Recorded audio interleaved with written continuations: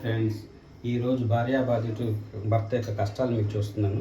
పగలంతా ఎంతో కష్టపడి పని చేసుకొని వచ్చినాక ఇంటికి వచ్చినాక మళ్ళీ వంట చేయాలంట.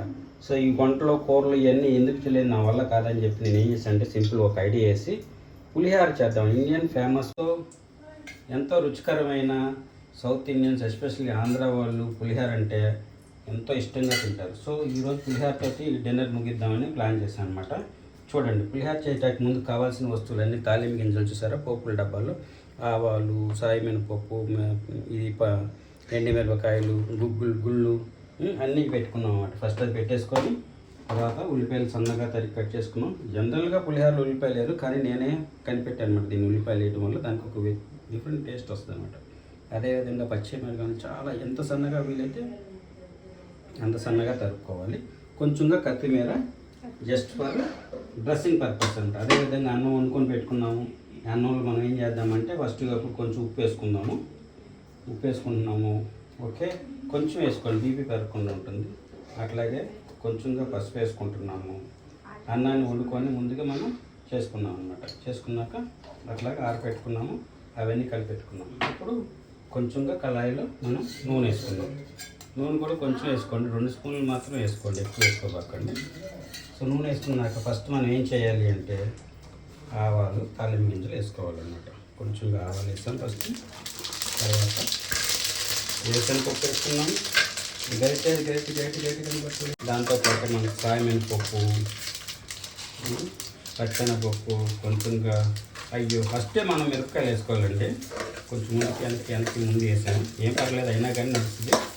సో మంచిగా ద్వారగా ఎగేదాకా చేసుకోవాలి. దీంతో పాటుగా కొంచెంగా పచ్చిమిరపకాయలు కూడా వేసేస్తున్నాం అన్నమాట. కొత్తిమీర లాస్ట్ వేసుకున్నాం. ఫస్ట్ కొత్తిమీరకాయలు వేసుకున్నాం.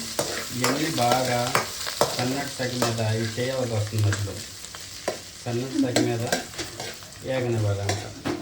అంటే వేరుశనగపప్పు కదా, కొంచెం టైం పడుతుంది అన్నమాట. వేరుశనగపప్పు లేకపోతే తాలింపు అంతసేపు పట్టదు. వేరుశనగపప్పు ఉండటం వల్ల కొంచెం టైం పడుతుంది. మనం ఫస్ట్ 2 విధాలు వేసుకోవచ్చు. అన్నంలో వేసుకోవచ్చు, తాలింపులో కూడా వేసుకోవచ్చు. నూనెలో వేసేసామనుకోండి ఆటోమేటిక్గా అది కలిసిపోతుంది అనమాట.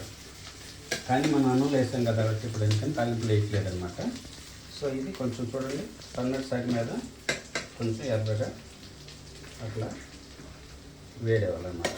వేగనిచ్చినాక ఇప్పుడు ఏం చేద్దాం, మనం ఉల్లిపాయలు కట్ చేసి ఉల్లిపాయలు పెట్టుకున్నాం కదా, ఆ ఉల్లిపాయలు వేసేసుకున్నాం. చూడండి,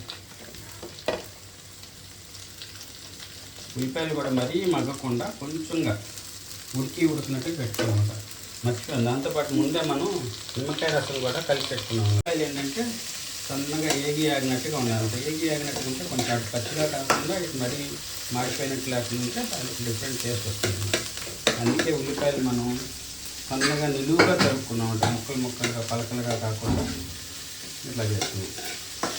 సో కొంచెం సేపు ఒక 2-3 మినిట్స్ పట్టింది అనుకోండి. ఇది ప్యాకెట్లాగా మనకి ఏగిందని ఎట్లా తెలుస్తుందంటే అది దాని పరిణామం తగ్గిపోయింది అన్నమాట. బాగా సన్నగా అయిపోయింది, లావుగా ఉండదంతా. అంతే, ఇట్లా అన్నం వేసేసుకొని చక్కగా కలిపేసుకొని బాగా కలిగి తిప్పుకోవాలన్నమాట. పసుపు, ఉప్పు బాగా కలిగి తిప్పుకొని తీసేసుకోవాలి. అయిపోయింది. జాగ్రత్త తీరి